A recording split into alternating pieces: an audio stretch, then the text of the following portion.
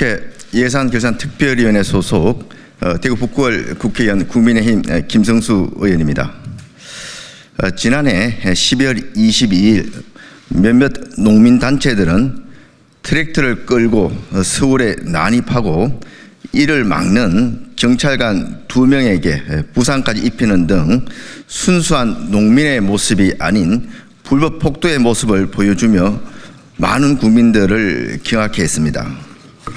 이들은 또한 올해 3월 25일에도 법원의 트랙터 서울 진입 불허 결정에도 불구하고 막무가내로 광화문에서 기습적으로 트랙터를 진입시키려다 정당한 법 집행을 하는 경찰과 또다시 충돌하며 부상을 입히는 불상사를 자행했습니다. 많은 국민들은 이렇게 고가의 소중한 농기구인 트랙터를 시위에 동원하는 것을 보고 과연 저들이 농민이 맞는지, 자신들이 직접 농사에 사용하던 트랙터인지 의구심을 가졌습니다. 아니나 다를까 그들이 동원한 트랙터는 문정부 당시 북한으로 보내기 위해 자치단체 보조금 1억 원으로 구입은 하였으나 유엔의 대북 제재로 북한으로 보내지 못하고 보관 중이던 트랙터로 확인이 되었습니다. 심지어 그 트랙터에는 문재인 정부 당시 부착했던 대북 제재 해제 스티커가 그대로 붙어 있는 상태로 불법 시위에 동원되었습니다. 이렇게 지방 보조금을 지원받고도 사업 목적을 달성하지 못한 경우에는 보조금을 지원한 지자체에 반환해야 함에도 불구하고 이들 농민단체는 반환 의무를 무시하고 있으며 농사에 사용되어야 할 트랙터가 서울로 진입해 국민들을 위협하는 불법 집회 시위 무기로 악용되고 있는 것입니다. 이에 본 의원은 자편향 정치활동에 앞장서고 있는 이들 농민단체들이 진정한 농민들을 위한 단체인지 국민의 혈세로 지원받은 보조금은 본래 목적대로 제대로 사용되고 있는지 등에 대한 국민들의 의구심을 해소해 드리고자 10개 시도로부터 최근 5년간 트랙터 시위에 참여한 4개 농민단체에 대해 지급한 보조금 자료를 제출받아 전수조사를 하였습니다.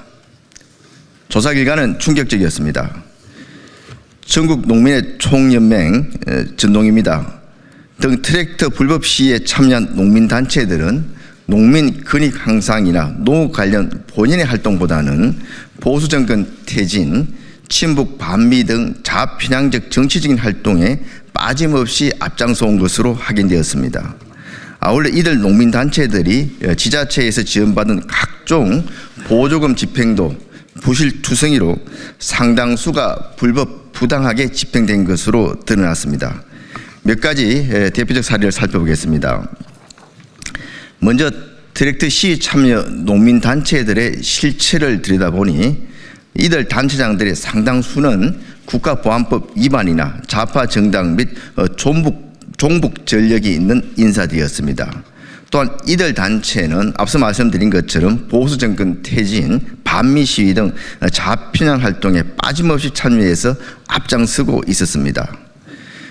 전농 전북도연맹의 경우 전 의장을 지낸 하연호 현 전북민중행동 대표는 북한 공작원과 해합하고 통신한 혐의로 재판에 넘겨져 지난해 10월 1심에서 징역 1년 6개월, 집행유예 3년 및 자격정지 3년을 선고받았으며 현 의장인 하은호 역시 창원 감첩단 사건에 연루된 경남 진보연합 대표를 지난 16년부터 맡고 있습니다. 전농은 과거 후쿠시마 오염 방류 반대를 빙자한 윤석열 대통령 퇴진 집회, 강호병 선동, 사드 반대를 비롯한 각종 반미 시위 참여 등 농민들의 근익보다는 자편향적인 정치활동에 치중해 왔습니다. 트랙터 시위에 함께 참여한 전국 여성농민회 총연합 전연홍입니다. 전연홍은 여성농민의 권리 실현과 농업 문제 해결을 위해 창립되었습니다마는 전농과 유사하게 농민운동이 아닌 정치 집단보다 더 정치 집단화 되어 있었습니다. 전연홍 정영희 회장은 사드 반대 시위, 국가보안법 위반 혐의로 징역 9년형을 선고받은 이석기 전 의원에 속한 통합진보당의 후신인 진보당 가입 이력이 있으며 지난 22대 총선에서 민주당 비례위성정당 후보에도 올랐던 인물입니다. 전연홍 경북연합은 2021년 8월 20일 경북도청 앞 여성농민대회에서 주한미군 철수, 국가보안법 폐지 등 농민운동과 전혀 관련성이 없는 북한의 지령문에나 나올 법한 문구가 적힌 필킷을 들고 시위를 했습니다. 이를 반증하듯 전연홍 충남도연맹 사무처장은 지난해 국가보안법 위반, 반국가 반체제 활동, 북한의 지령을 받고 농민의 활동 등을 한 혐의로 압수수색을 받은 바도 있습니다.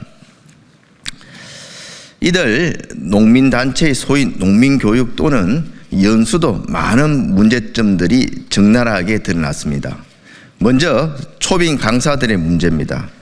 전농 충남도연맹의 23년 회원역량 강화 연수 강사에는 주재준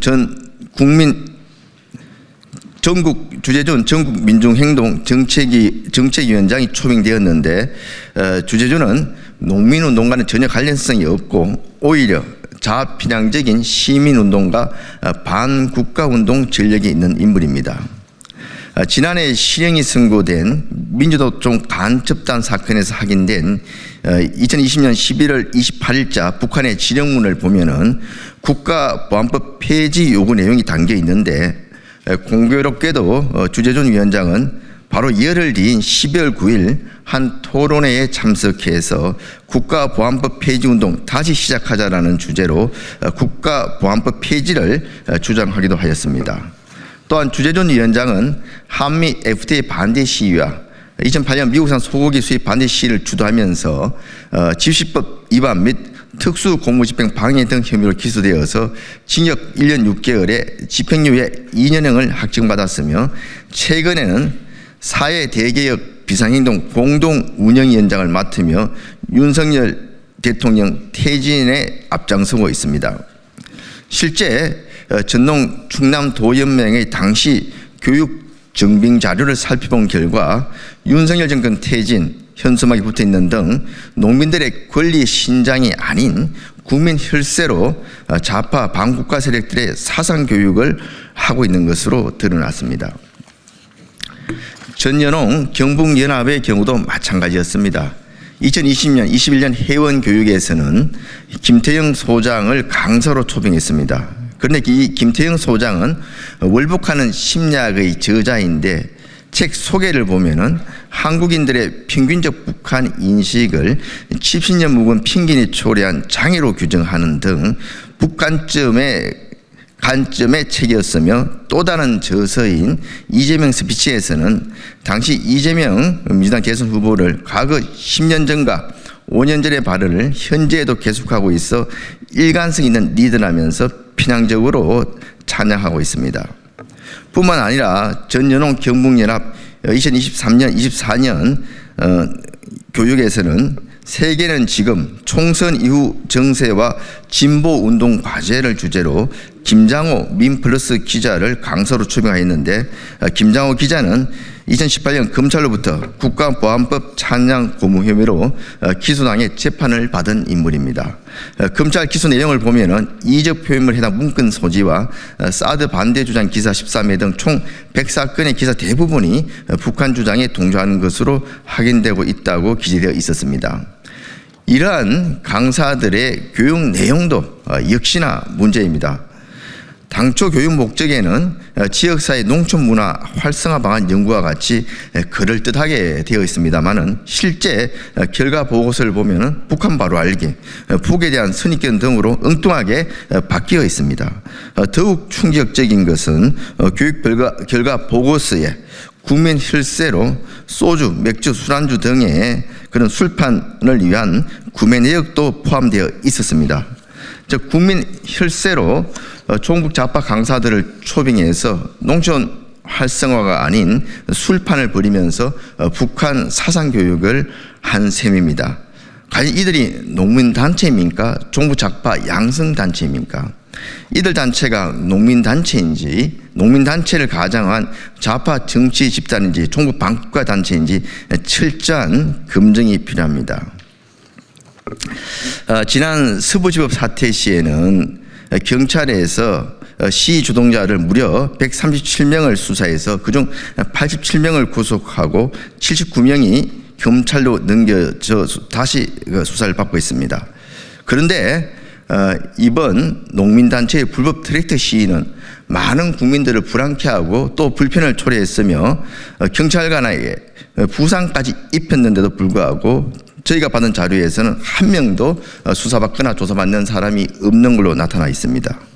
이번 불법 트랙터 시위와 같이 국민을 위협하고 국가 공권력에 도전하는 불법 폭력 시위에 대해서는 서부지법 시위대에 대한 경찰의 단호한 대응처럼 무관용 원칙으로 수사하고 주동자를 밝혀내서 엄벌해야 할 것입니다. 이들 트랙터 시위 참여 4개 농민단체가 시도로부터 받은 보조금도 불법 부당한 집행이 허다하고 부실투성이었습니다.